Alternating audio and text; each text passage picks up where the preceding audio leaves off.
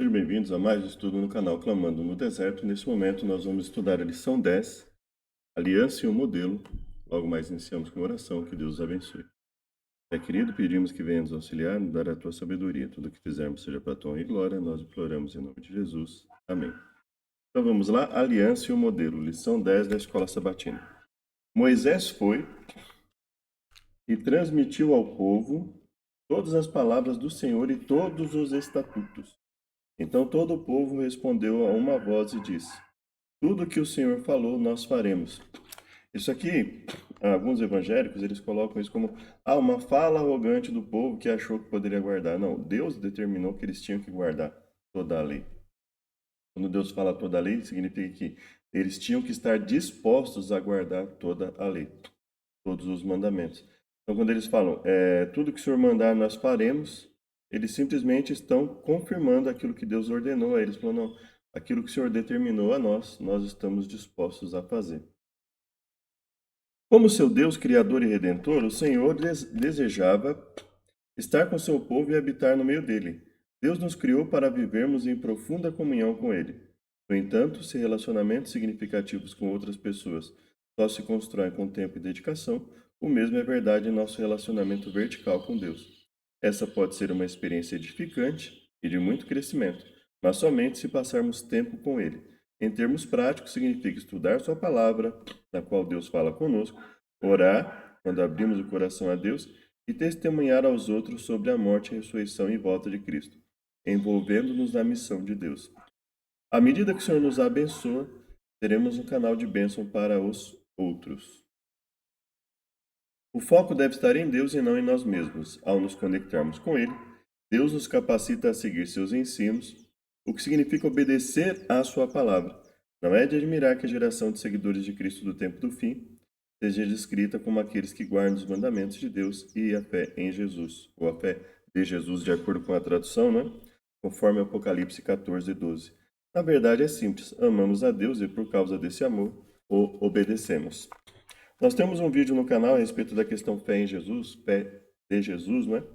Mas que tem fé e guardam os mandamentos de Deus. Na lição de domingo, o livro e o sangue. Leia Êxodo 24, de 1 a 4. Quais funções a leitura da palavra de Deus e a aspersão do sangue desempenharam na confirmação da aliança entre Deus e seu povo? Quais funções a leitura da palavra de Deus e a aspersão do sangue desempenharam na confirmação da aliança entre Deus e seu povo? O comentário diz: o Deus vivo da Bíblia é o Deus dos relacionamentos. Para nosso Senhor, o mais importante não é um objeto ou cronograma, mas a pessoa. Assim, ele dedica bastante atenção às pessoas.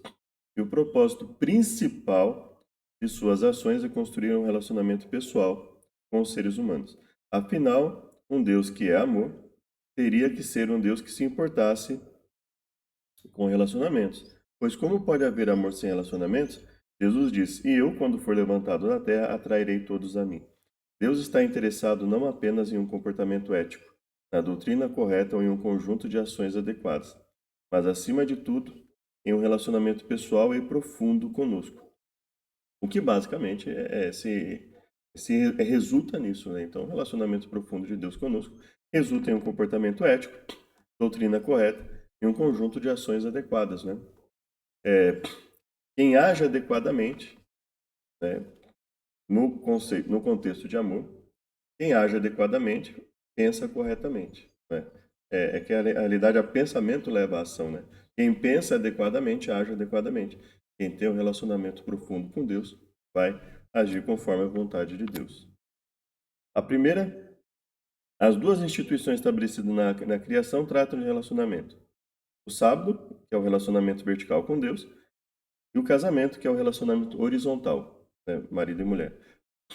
A confirmação da aliança no Sinai teve o objetivo de reforçar o relacionamento especial que Deus desejava ter com seu povo.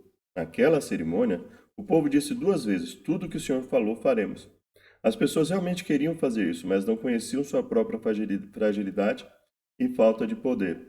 Não é que elas não conheciam a fragilidade e falta de poder. É que, na realidade, elas se dispuseram, mas elas não buscaram adequadamente, não é? Não é que a fragilidade delas a impediria de fazer isso. É que não buscar o poder adequado impediria de fazer isso, né? Então, eles sabiam das fragilidades, eles sabiam quando eles falam para Moisés, Moisés, vai lá falar com Deus, porque senão nós vamos ser destruídos. Eles sabiam que Moisés estava num nível de comunhão maior que a deles e que eles podiam chegar àquela comunhão também, ainda que não fosse necessariamente igual, né?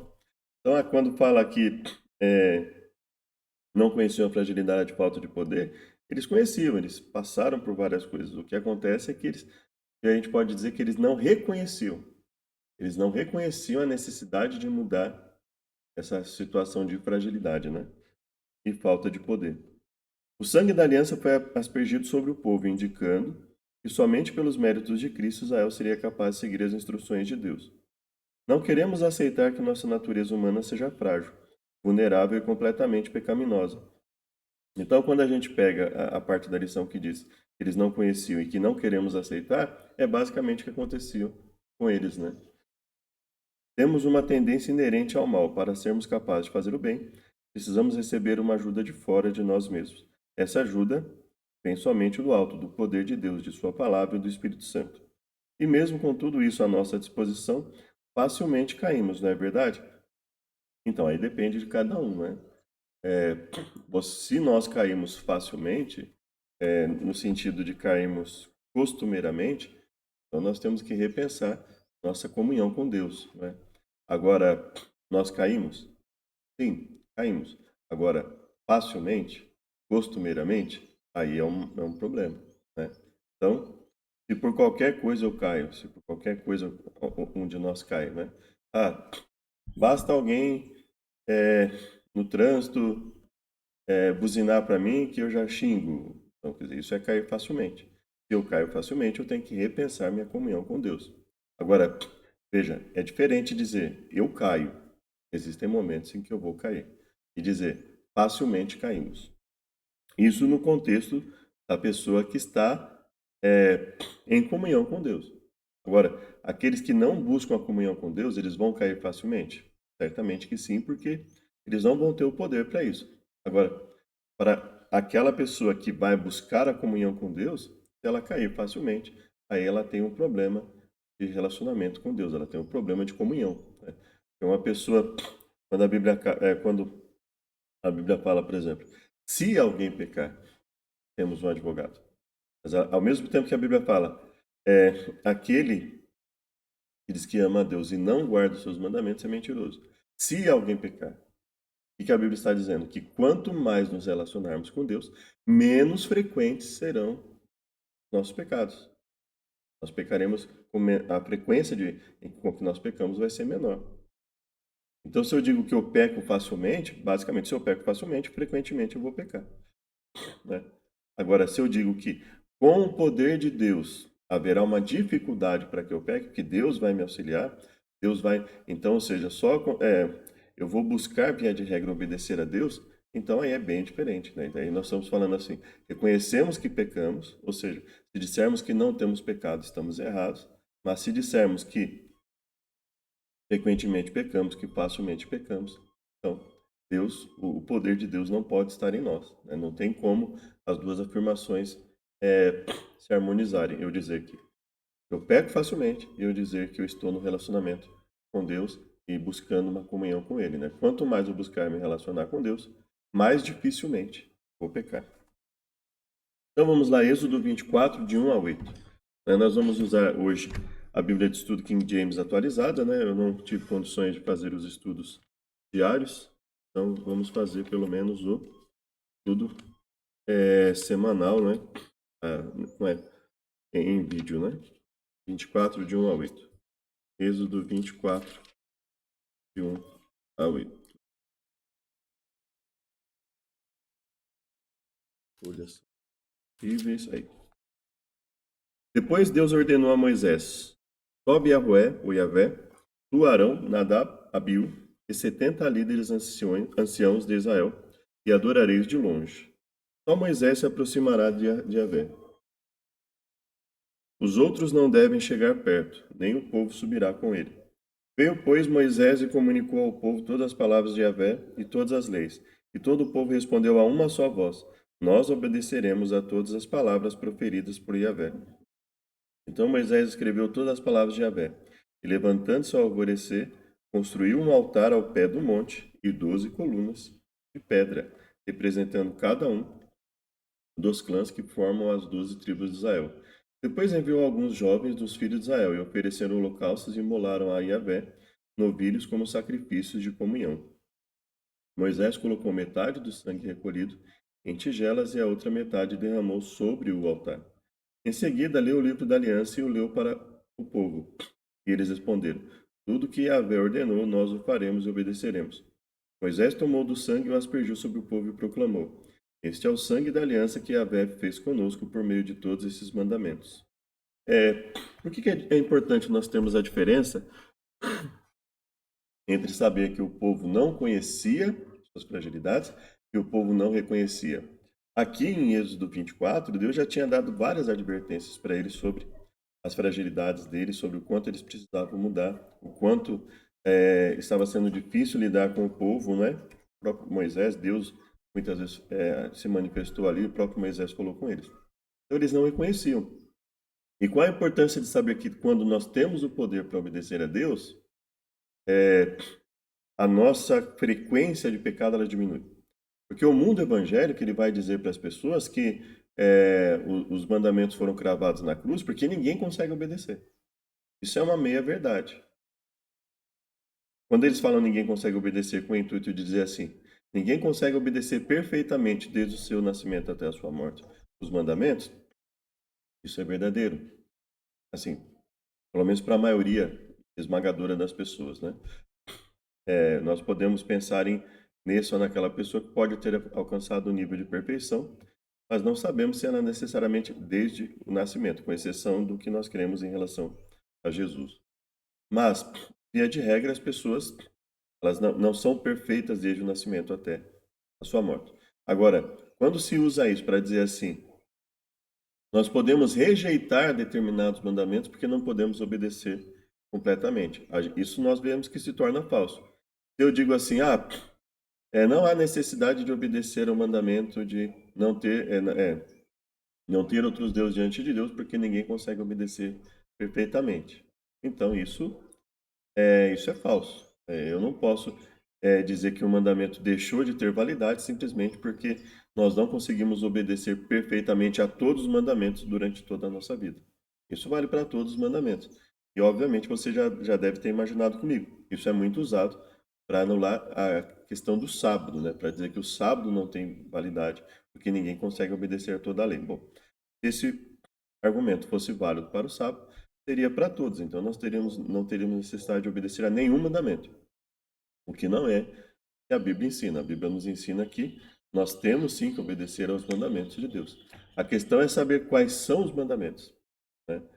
Então, no mundo evangélico, eles têm mandamentos a serem, pelo menos no mundo evangélico tradicional, eles têm mandamentos a serem obedecidos. A única diferença é que eles escolhem que determinados mandamentos se cumpriram em Cristo simplesmente porque eles imaginam assim, porque eles imaginam que foi isso que Paulo teria ensinado. Então, não vale o que está escrito de Gênesis a Malaquias, não vale o que Jesus ensinou, não vale o que Pedro, Tiago, João ensinaram nas suas cartas, né? Então, basicamente, eles pegam, isolam determinadas falas dos livros de Paulo, e aí ao invés de adaptar ao invés de analisar, olha, bom, existe tudo que a Bíblia fala nos remete à necessidade de obediência. Então, alguma coisa deve estar errada com essa interpretação de que eu não preciso guardar o sábado porque nós não conseguimos cumprir todos os mandamentos em todos os momentos de nossa vida. Bom, segunda-feira, vendo a Deus. É a continuação do texto, né, dos versos 9 ao 18 do Êxodo 24. Que experiência extraordinária foi vivida pelos líderes de Israel? Após o firme restabelecimento da aliança com Deus, Moisés subiu novamente Sinai. No início da subida, Moisés não estava sozinho. Ele teve a excelente companhia de 73 líderes israelitas. Para os líderes, aquela foi a experiência suprema. Eles viram Deus, o que chamamos de teofania, e duas vezes o texto destaca essa realidade surpreendente. Foi também um momento para que os líderes, comendo juntos, selassem a aliança com Deus. Foi um banquete e o Senhor foi o anfitrião. Os líderes foram muito honrados por Deus. No Oriente Médio, nos tempos bíblicos e até certo ponto hoje, fazer uma refeição juntos era uma experiência muito importante, de grande honra e privilégio. Era um momento de oferecer perdão e formar vínculos de amizade. Significava que as pessoas estavam disponíveis para as outras e permaneceriam juntas em tempos de crise e dificuldades. Ao comer juntos, eles prometiam umas às outras, mesmo sem palavras, que se algo acontecesse a uma parte, a outra tinha o dever de vir ajudar. Ser convidado para uma refeição era um tratamento especial que não era estendido a todos. Ao mesmo tempo, recusar um convite era um dos piores tipos de insultos. Esse fato nos ajuda a entender as histórias do Novo Testamento, em que Jesus foi duramente criticado por comer com pecadores. Quando os crentes celebram a ceia do Senhor, eles também estabelecem esse vínculo próximo com outros crentes que são pecadores como eles. Durante essa refeição, celebramos o pão, celebramos o perdão e a salvação que temos em Jesus. Infelizmente, alguns daqueles que subiram com Moisés mais tarde caíram em pecado e perderam a vida. Embora tivessem vivido uma experiência tão profunda com Deus, não foram transformados ou convertidos por ela. Essa é a lição poderosa de que ter a verdade e privilégios sagrados não significa que estamos automaticamente convertidos. Depois de ter vivenciado tudo isso, aqueles homens deveriam ser os últimos a cometer o que tragicamente fariam mais tarde. Dois pontos que eu queria colocar aqui é: eles podem até em um determinado momento ter se convertido. Pelo menos eu não acredito, e eu acredito que nós não acreditamos nisso. Uma boa parte das pessoas não acredita nisso, que uma pessoa uma vez salva, e ela está automaticamente salva para sempre, né? Isso significa que uma pessoa pode até se converter verdadeiramente. Quem está em pé, cuide para que não caia. Ela pode até se converter verdadeiramente, mas se ela não buscar uma manutenção da vida espiritual, ela pode cair e se perder, né? Então, isso pode acontecer comigo, eu creio que com qualquer pessoa. Então, eu estou no momento convertido, mas se eu não me mantiver em comunhão com Deus, posso me perder. Eles podem até, em algum momento, ter enfrentado experimentado um tipo de conversão com Deus, mas depois abandonaram o caminho. E alguns podem simplesmente não ter se convertido realmente, né? Simplesmente se convencido de que tinham que fazer isso e mesmo assim um convencimento meio frágil, né? Agora, com relação a comer com os pecadores, é, de Gênesis a Malaquias, geralmente quando nós vemos o termo ímpios, em alguns momentos na Bíblia o termo pecadores, nós temos, em alguns momentos, a Bíblia chama de pecadores quem? Pessoas que são pessoas que constantemente cometem pecado. Elas não têm nenhum freio, elas não se preocupam em ter nenhum freio para evitar o pecado. Então, muitas vezes elas são chamadas de pecadores. E os santos, não quer dizer que eles sejam perfeitos, mas quer dizer que santos são pessoas, assim como o justo no Antigo Testamento. O justo, se você olhar tanto no Antigo como no Novo, a Bíblia vai chamar pessoas de justos.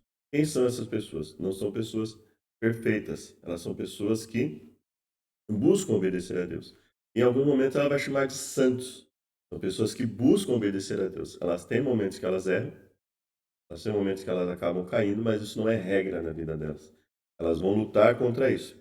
E pecadores, é, pessoas que não se preocupam em mudar seu estilo de vida. Então elas constantemente vão estar em pecado porque elas simplesmente não querem mudança.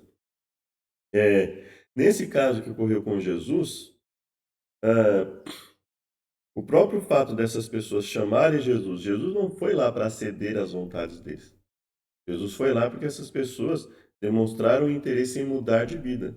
A partir do momento que uma pessoa resolve mudar de vida, ela não está mais entre aquelas pessoas que querem continuar no pecado costumeiro sem nenhuma mudança. A partir do momento que uma pessoa quer mudança, ela já é um santo. Ela já é uma pessoa que está se separando do mundo, se separando. Ela já aceitou, ela já apontou para Deus que ela quer se arrepender dos seus pecados e se converter, mudar de vida. Então, essa pessoa já é um santo, é uma pessoa que vai buscar fazer a vontade de Deus, ela vai lutar contra o pecado. O pecado já não vai ser mais a regra na vida dela. Então, isso acontece. O poder de Deus é fantástico na nossa vida. Isso acontece. Então, quando esses líderes chegam a Jesus e falam que ele está comendo com pecadores, é mais ou menos como se ele estivesse dizendo que Jesus estivesse ali apoiando o pecado dessas pessoas. E não é isso. Jesus, ele deixa muito específico, ele deixa muito evidente que não é isso que ele está fazendo, as atitudes dele. Quando ele fala assim, não vim chamar justos, mas pecadores, óbvio que Jesus, a Bíblia chama pessoas de justos.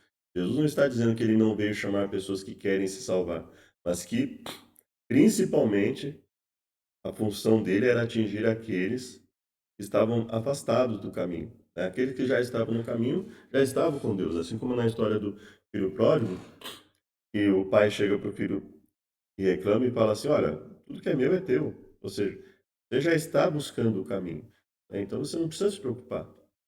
Ele tem que se preocupar com ele. Estava perdido e foi resgatado. Então essa é a base. Então quando eles falam com Jesus, eles sugerem que Jesus estaria compactuando com os pecados de rebeldia daquelas pessoas, Jesus mostra que não, né? Todo o contexto ali mostra que é o contrário. Jesus estava indo ali justamente porque aquelas pessoas estavam demonstrando interesse de mudança, estavam buscando mudança. Por isso que ele fala que muitas meretrizes, muitos cobradores de impostos, muitas pessoas estavam alcançando o reino de Deus porque estavam mudando de vida, estavam se arrependendo dos pecados. E muitos líderes poderiam se perder porque não estavam querendo mudar o padrão de vida, né? Quando ele fala lá em Mateus 23 que, olha, vocês, na cadeira de Moisés estão os escribas e fariseus. Ouçam o que eles têm a ensinar, mas não façam o que eles fazem, porque falam e não fazem. Então Jesus mostra constantemente, ele fala, quando eu vou até a casa de alguém, quando eu vou até um cobrador de impostos, uma meretriz, um endemoniado, eu não estou ali para compactuar. É isso. Se a gente for olhar os atos, já se fala. Jesus está mostrando ali. Ele fala: não estou aqui compactuando com o erro dele. Pelo contrário, eu estou resgatando. Então, o endemoniado deixa de ser endemoniado. A meretriz deixa de ser meretriz. O cobrador de impostos deixa de, de explorar o povo, né? Assim como João diz, né? Fala assim: olha, cobrem só o que for estipulado, não cobre além disso. Então, essa é a mudança que João propunha, essa é a mudança que Jesus propõe. Então, isso era uma forma de ofender a Jesus e jogar o povo contra ele, dizendo assim, olha, ele está compactuando com tudo aquilo que prejudica a nação. Jesus fala, não, é o contrário, eu estou colaborando para que essas pessoas deixem de cometer esses atos, né? Passem a lutar contra essa tendência. Então, o cobrador de imposto ele vai lutar contra a tendência de explorar as pessoas. A meretriz vai lutar contra a tendência de querer fazer disso sua profissão. O endemoniado vai lutar contra a tendência de deixar a sua mente devagar de uma forma que ela fique aberta para os demônios. E assim sucessivamente, é isso que acontece, né? Mateus 20, perdão, Êxodo 24, 9 a 18. Então Moisés, Arão, Nadab e Abiú e os 70 líderes de Israel subiram, viram a Deus, o Deus de Israel. Debaixo de seus pés havia como um pavimento de safira, tão pura como o próprio céu. Deus, entretanto, não estendeu a mão para punir esses notáveis líderes dos filhos de Israel. Eles puderam ver a glória de Deus e depois comeram e beberam. Então Yahvé disse a Moisés: sobe o monte, vem até mim e fica aqui. Eu te darei as tábuas de pedra com a lei e os mandamentos que escrevi para a instrução do povo. Moisés partiu com Josué, seu cooperador, e subiram a montanha de Deus. Ele orientou os anciãos: esperai aqui até a nossa volta. Até o verso 18. Tendes convosco Arão e Ur. Quem tiver alguma questão, dirija-se a eles. Olha como, olha como já havia pessoas, né? Como Moisés, ele era uma pessoa que estava disposta realmente a desenvolver outras pessoas, né? Ele falou, ó, aí vocês vão ter Arão e Ur. Quem tiver alguma questão, dirija-se a eles. Assim que Moisés subiu, a nuvem cobriu o monte, e a glória do Senhor permaneceu sobre o monte Sinai. Durante 6 dias a nuvem cobriu o monte. No sétimo dia, o Senhor chamou Moisés do interior da nuvem. Aos olhos dos filhos de Israel, a glória de Yahvé parecia um fogo consumidor fulgurante no topo da montanha. Moisés, pois, penetrou na nuvem e foi subindo o monte. Moisés permaneceu no monte 40 dias e 40 noites. Então, nós temos dois aspectos. Nós temos todo aquele aspecto de, de impacto, né, quando Deus se manifesta para dar a lei, e nós temos também esse aspecto de comer e beber, ou seja, um aspecto festivo, ou seja, Deus queria que eles entendessem que aquilo era um motivo de alegria. Eles se libertariam do pecado. Então, quando Deus oferece a lei para eles, vocês vão se livrar do pecado. Então, você confiaria em ser operado por um médico desonesto que tivesse sido pego em flagrante, por exemplo, vendendo órgãos, pessoas, né? Eu não confiaria, né? Então, você confiaria em um pedreiro que desviasse material de uma obra e fizesse os alicerces para construir uma casa, um edifício, com menos material do que o necessário? Não. Então, veja, encarar a lei ao descanso da terra, descanso sabático, não cobiçar, não adulterar, não furtar, não fazer negócio fraudulento, não dizer falso testemunho, não tomar o nome de Deus em vão, não ter outros deuses. Então, são proteções para o povo. O que os outros deuses ofereciam? Né? Destruição, comportamento permissivo e outras coisas. Então, era um ambiente de comemoração. Por isso que quando Deus dá a lei, ele fala assim: eu sou o Senhor que te tirei da terra do Egito, da casa da servidão. Comemorem, vocês agora são livres. E a obediência à lei vai tornar vocês cada vez mais livres, cada vez melhores, uma vida cada vez melhor, uma qualidade de vida cada vez melhor. Né? A lição de terça-feira nos diz: poder para obedecer. Ezequiel 36, de 26 a 28. Como a obediência acontece em nossa vida? Em 3 ocasiões, os israelitas declararam fervorosamente que obedeceriam a Deus. A obediência é importante, mesmo que a Bíblia ensine que nós, seres humanos, somos frágeis, deteriorados e pecadores. Lembrando que a Bíblia fala que nós somos frágeis, deteriorados e pecadores longe de Deus. Quando nós nos aproximamos de Deus, essa fragilidade, essa deterioração e os pecados vão sumindo da nossa vida, ou seja, vão se tornando menos frequentes. Nós ainda, obviamente, continuamos dependentes do perdão de Deus, nós continuamos com os resultados da queda no nosso corpo, na nossa vida, mas isso vai sumindo, vai desaparecendo, né? Então, quando o Apocalipse fala, pobre, miserável, cego e nu, te aconselho que compre ouro para que te enriqueças. Você vai deixar de ser pobre espiritualmente, né? Vai deixar de ser pobre e miserável. Né? Colírio para que vejas. Nós vamos deixar de ser cegos, né? E nu. E vestes para que não se veja a sua nudez, para que se cubra a sua nudez. Então, ou seja, Deus está dizendo, eu vou restaurar por completo. Obviamente, na glorificação, quando nós estivermos com Deus, estivermos aptos à vida eterna novamente, nós teremos uma transformação plena. Mas essa transformação ela já se verifica aqui no nosso mundo. Né? Nós deixamos de ser frágeis no sentido de rebeldes e pecadores e costumeiros diante de Deus e experimentamos essa transformação na nossa vida a cada momento. Né? Como então podemos seguir a Deus fielmente? A boa notícia é o que Deus ordena, ele nos capacita a fazer. Essa ajuda não está dentro de nós, mas vem de fora, permitindo-nos fazer o que Deus requer. É a obra dele. No cerne do seu resumo teológico, Ezequiel deixa essa verdade bastante clara. Somente Deus pode realizar um transplante de coração. Ele o faz removendo o nosso coração de pedra e substituindo por um coração sensível de carne. Vocês não têm condição de servir ao Senhor. Josué 24:19, NVI. Eu gostaria de pegar esse termo de Josué, que é importante. Josué 24:19. É importante nós olharmos o contexto em que uma frase é dita, né? Josué, capítulo 24, e o verso antes do 19, né?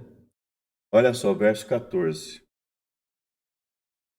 Agora, portanto, temei ao Senhor, serviu com integridade e sinceridade, lançai fora os deuses aos quais serviram os vossos antepassados.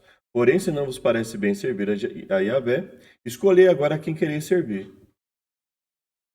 E aí, eu estou lendo alguns trechos dos versos, tá? Até chegar no 19.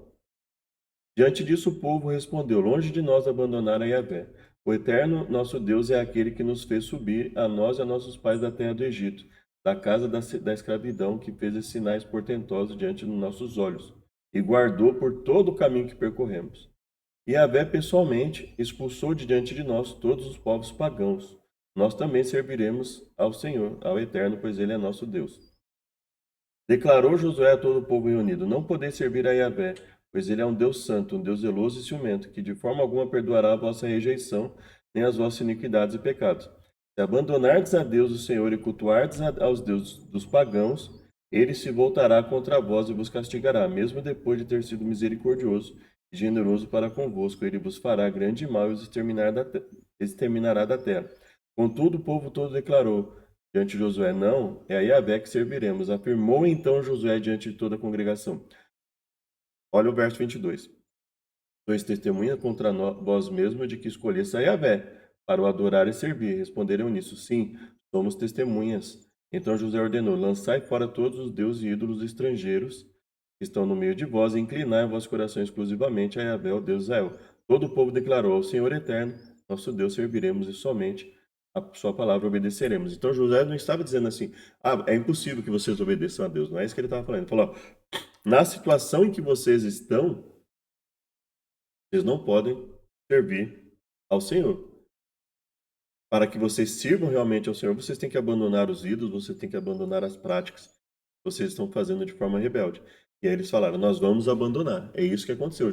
Josué não está determinando que eles não tinham condições de obedecer a Deus. Ele estava dizendo que da forma como eles estavam, não seria possível eles servirem a Deus. Eles não poderiam dizer que serviam a Deus e continuar com aquelas práticas. Ou seja, Josué estava chamando para um arrependimento verdadeiro.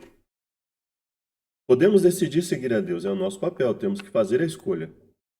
Quando entregamos nossa fraqueza a Deus, Ele nos tornará forte. Ezequiel 26, 24 a 30. Observando todas as vezes que ocorre a palavra eu, Deus traz de volta, purifica, tira, dá, põe e faz com que você possa observar fielmente sua lei. É o que Ele está fazendo, é o que Ele fará. Novamente, a ênfase do texto está na ação de Deus. Porei dentro de vocês o meu espírito. Farei com que ande nos meus estatutos. Então vamos lá, Ezequiel 36, 26 a 28.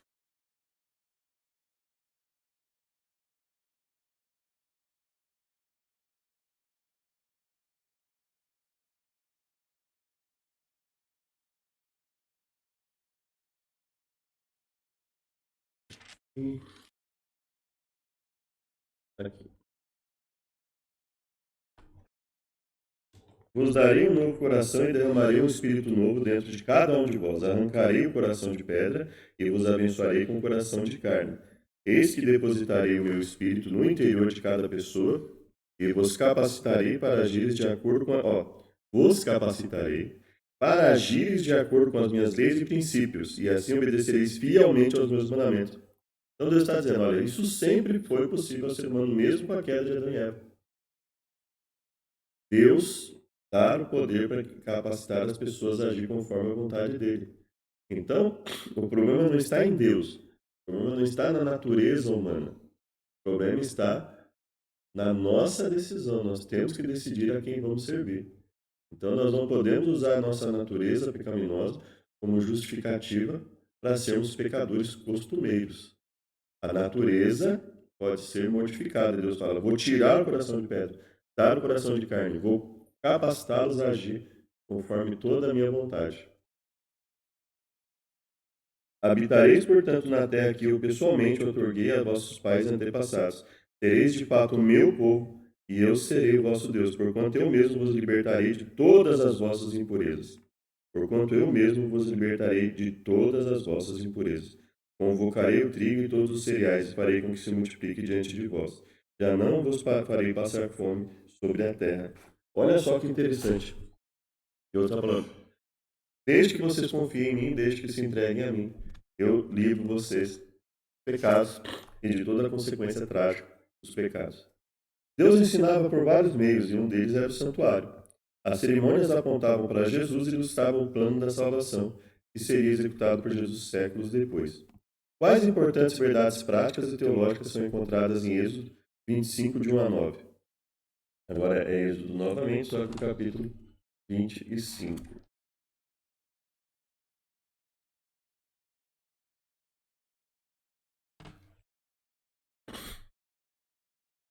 Embora Deus estivesse conduzindo os israelitas e já estivesse perto deles, instruiu Moisés a construir um santuário, que iria mostrar de modo visível e concreto que estava com eles.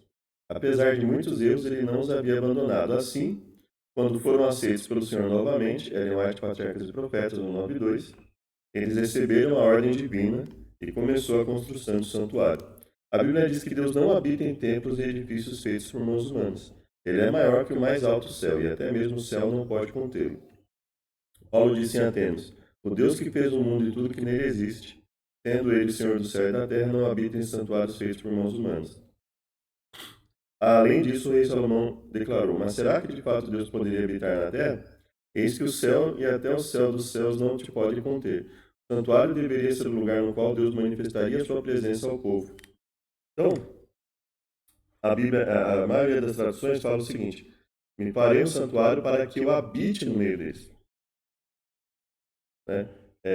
Tem a questão do tabernacular, né? Para que eu esteja diante deles. Então, Deus teria mentido, ele falou que estaria com o povo, mas não estaria. O que Paulo e o que Salomão estão dizendo é o seguinte: nós entendemos que é claro que Deus tem a sua habitação em outro lugar. Não é que Deus está aqui o tempo, fisicamente, ele não tem outro lugar em que ele habite, com seus anjos, etc.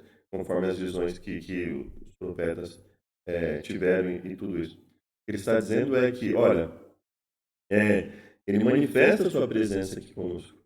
A habitação dele não é necessariamente aqui, a habitação permanente de Deus, apesar que Deus está em todos os lugares. Mas o que eles estão dizendo é o seguinte: ó, quando Deus fala de habitar conosco, de tabernacular, a minha presença vai se manifestar. Porque Deus sempre está, né? Deus estava com o povo fora do tabernáculo, do santuário. Deus estava com o povo quando eles estavam andando pelo deserto. Ele apareceu a Moisés, ele apareceu a Noé. Então, ele está também fora.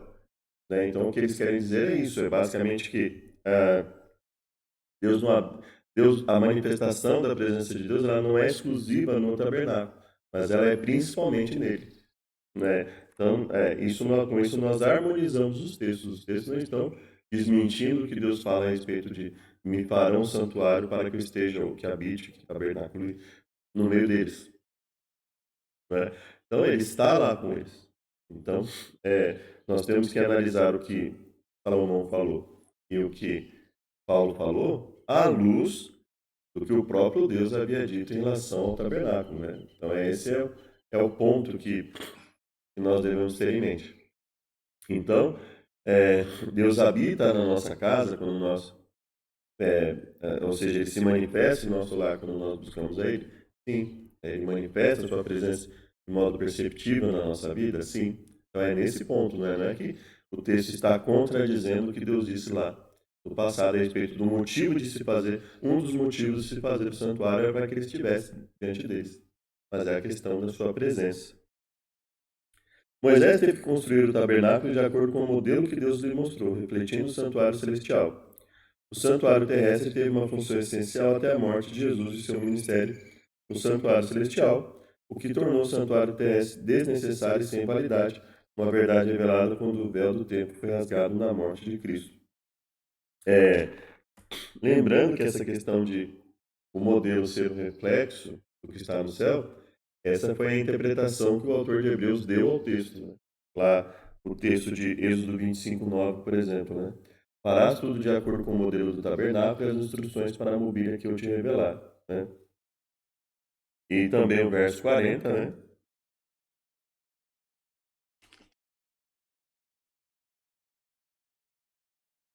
Vê, pois, que tudo faças em conformidade com o modelo que te foi revelado no monte.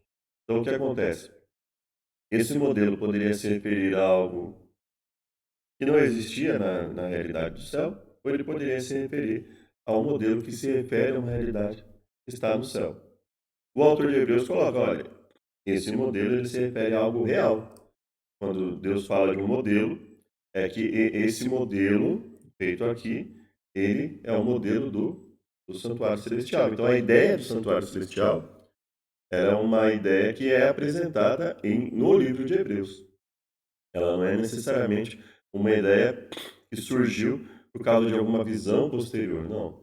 A ideia do santuário celestial é uma ideia que tem como base o próprio livro de Hebreus, né? Nós não vamos entrar em detalhes aqui, porque senão o estudo se tornaria muito longo. Mas a realidade do santuário celestial, ela está lá no livro de Hebreus. Apocalipse fala de João vendo a arca, né? Então, é, e aí nós entendemos que, tendo em mente que o santuário celestial ele é real, quando João vê a arca, ele não está necessariamente vendo algo simbólico, né? Então, esses são pontos importantes. Quando a lição fala da questão do santuário terrestre, no que diz respeito aos sacrifícios, nós passamos a entender como o sacrifício de Jesus. E é nesse sentido que nós entendemos que Jesus cumpre essa questão. Nós não entendemos, por exemplo, que Jesus cumpre no sentido de que Jesus é o meu descanso, não preciso mais do sábado. Jesus é nosso Pai, Deus é nosso Pai, então não preciso mais honrar pai e mãe.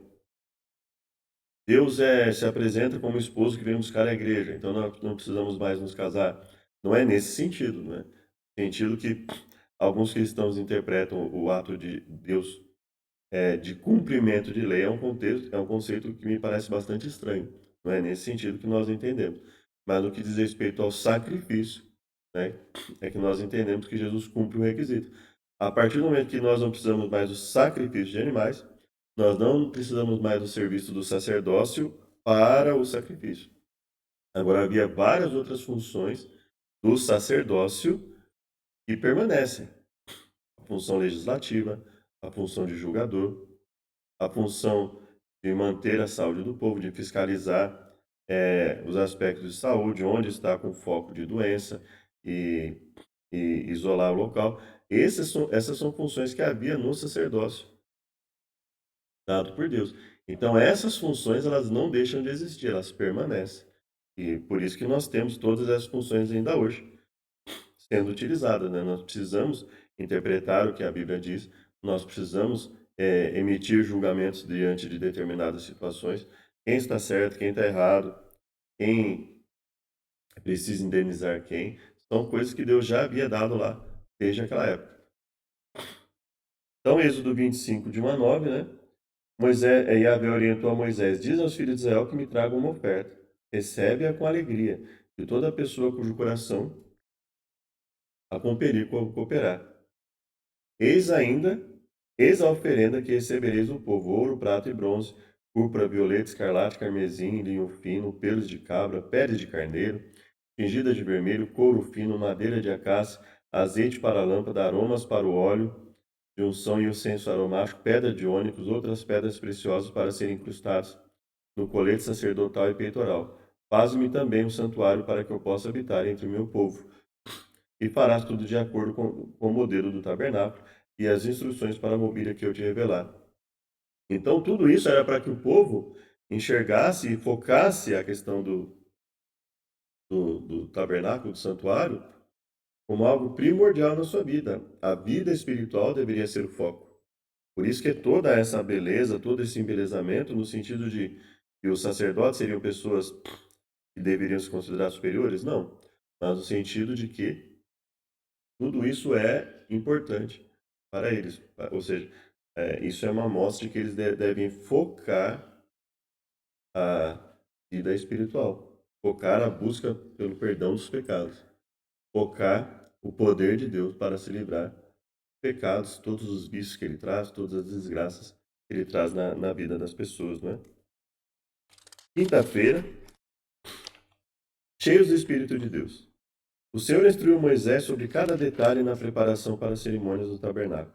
Os sacerdotes deveriam usar vestes apropriadas, mas o sumo sacerdote usava uma estola especial que continha os nomes dos filhos de Israel. Também usava um peitoral que continha o urim e o tumim, e deveria estar em seu coração. Todos os sacerdotes deveriam ser consagrados.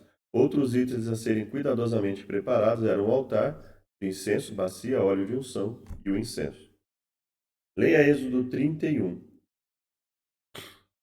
Que assistência especial foi dada por Deus para que todos os detalhes do tabernáculo fossem preparados e construídos de forma bela e adequada. Pela primeira vez nas Escrituras, lemos que Deus encheria alguém com seu espírito. O que isso significa? Bezalel foi capacitado para realizar uma obra artística no tabernáculo. Ele foi enchido, ou seja, capacitado com novas habilidades, entendimento e conhecimento sobre o trabalho necessário. Além disso, Deus deu a Oliabe e muitos outros artesãos o mesmo espírito para auxiliar nessa tarefa. No meio de toda essa criatividade, o sábado é apresentado como sinal que Deus santifica os fiéis. Isso significa que a observância do quarto mandamento está associada à santificação. Deus diz, também lhes deu os meus sábados, para que servirem de sinal entre mim e eles, para que soubesse que eu sou o Senhor que os santifica.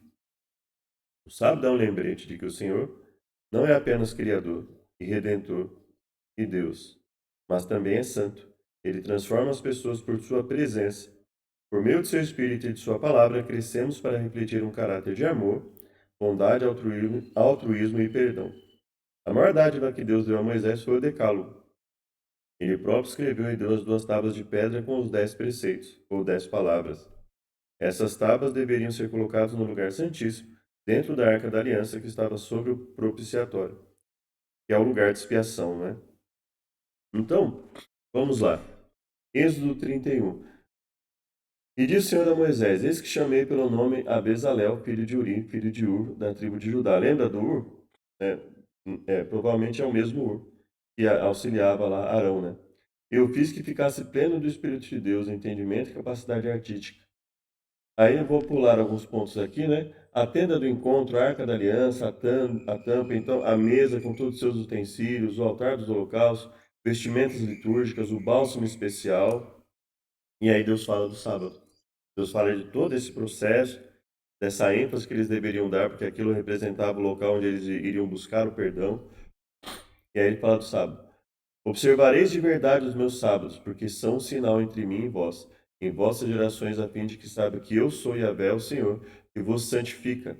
Guardarei, pois, o sábado, porquanto é um dia santo para vós.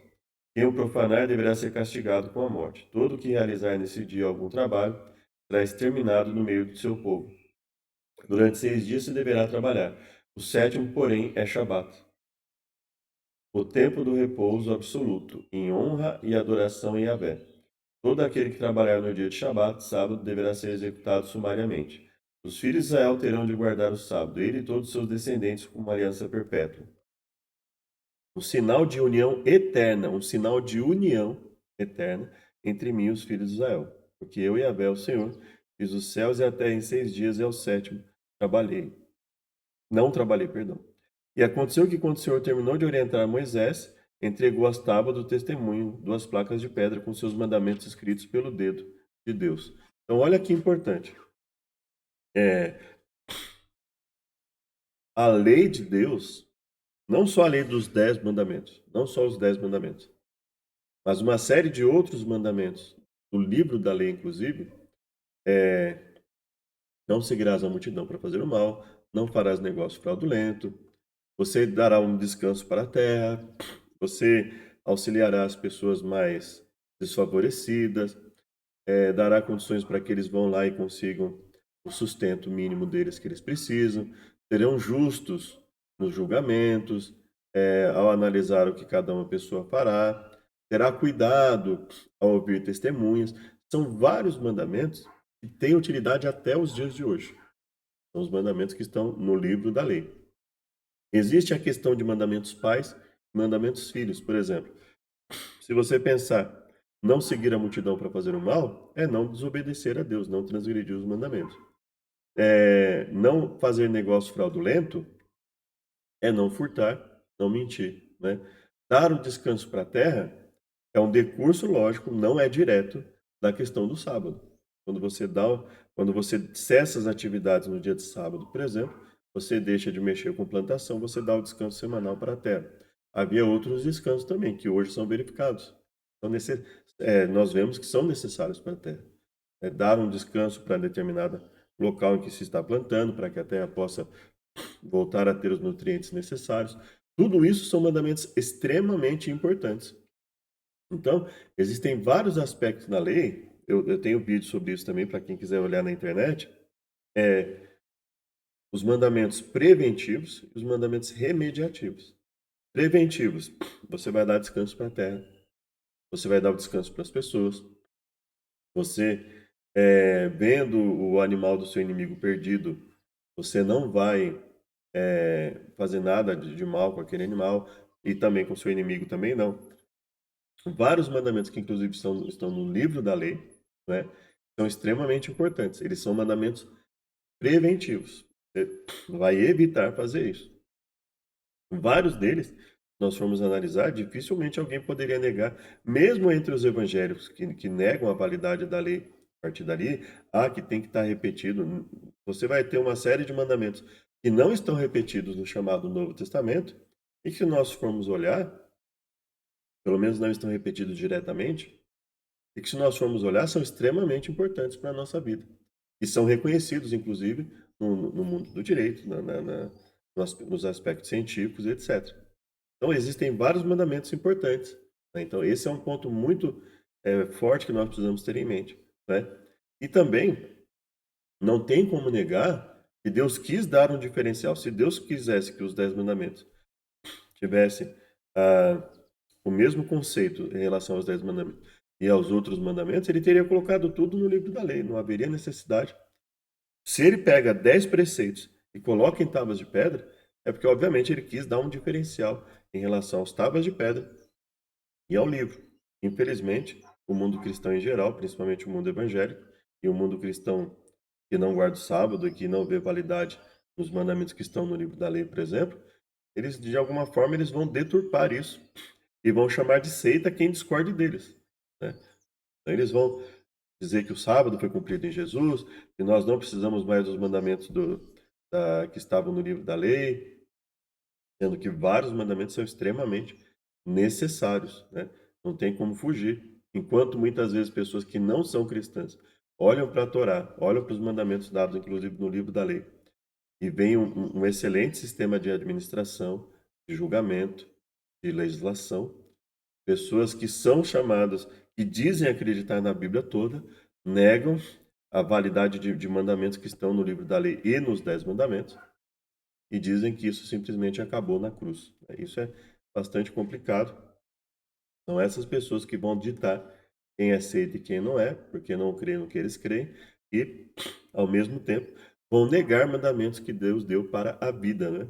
Não é o mandamento que representava a morte, era a transgressão do mandamento. E, dado o contexto que nós vemos muitas transgressões de mandamentos, é a transgressão voluntária e rebelde do mandamento que gerava a condenação para essas pessoas do passado. Então, aquilo que é ministério da morte, o que seria necessariamente o ministério da morte? A lei em si, é evidente que não era lei. A lei foi dada para a vida. Deus deixa isso muito específico. Então, vocês vão obedecer. A lei foi dada para que vocês obedeçam e tenham vida. O contrário disso, a condenação, a penalidade sumária que havia na época era para quê? Para a pessoa que transgredisse voluntária, deliberada, de forma rebelde, tá? A lei de Deus, né? Então a lei de Deus ela é bênção. Os mandamentos de Deus são bênção para a nossa vida. É a transgressão deles que traz maldição, né? Que traz problemas, né? Uma pessoa que é presa a qualquer tipo de vício, ela está em maldição, e não uma pessoa que está livre de vícios, está livre. Uma pessoa que vive mentindo, ela está em maldição. Uma pessoa que busca dizer a verdade está em bênção. Uma pessoa que vive da cobiça do que é do outro, ela está em maldição. Uma pessoa que está livre disso e busca se contentar com o que tem e lutar para, pelo poder de Deus, conseguir alguma coisa, ela está em bênção. Uma pessoa que não é leal ao compromisso que tem com o cônjuge, ela está em maldição. Uma pessoa que é leal está em bênção. E assim sucessivamente. Uma pessoa que se acha no direito de tirar o que é do outro, ela está em maldição. Uma pessoa que entende que tem que respeitar a propriedade alheia, ela está em bênção. Então, vejam, isso é o que nós podemos enxergar fortemente nas Escrituras, né? Ellen White, Patriarcas e Profetas. A lei de Deus que estava dentro da arca era a grande regra de justiça e juízo. Condenava o transgressor à morte, mas por cima da lei estava o propiciatório, sobre o qual se revelava a presença de Deus e do qual, em virtude da obra expiatória, se concedia o perdão ao pecador arrependido. Assim, na obra de Cristo, pela nossa redenção, simbolizada pelo ritual do santuário, encontram-se a graça e a verdade, a justiça e a paz se beijaram. Quantas vezes você já disse, tudo que o Senhor falou nós faremos? Você foi bem-sucedido em seus esforços? Então, quando eles falam tudo que o Senhor falou faremos, eles estavam cientes ali de que na lei havia, inclusive, sacrifício pelo perdão dos pecados. Para que havia sacrifício? Não haveria pecado. Então, eles estavam cientes que mesmo eles não sendo perfeitos, quando eles falam tudo que o Senhor falou nós faremos, o que é ser bem-sucedido nesse quesito? É estar disposto a fazer tudo. Não é que tudo de forma absoluta nós vamos fazer sempre, nós temos que fazer sempre para que nós consideremos que estamos com boa vontade diante de Deus. Né? A questão do tudo aqui tudo que está escrito aqui nós vamos buscar obedecer, nós não vamos negar a nada. Esse aqui é o ponto. Quando uma pessoa voluntariamente diz que o sábado não é mais o dia de descanso, ela está voluntariamente dizendo, eu não estou disposto a seguir tudo que está aqui nas Escrituras. Então, esse tudo aqui estamos dispostos a seguir tudo.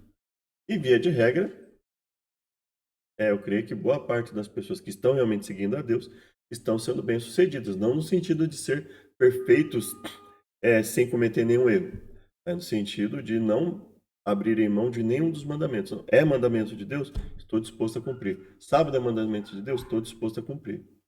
Ajudar os necessitados é mandamento de Deus? Estou disposto a cumprir.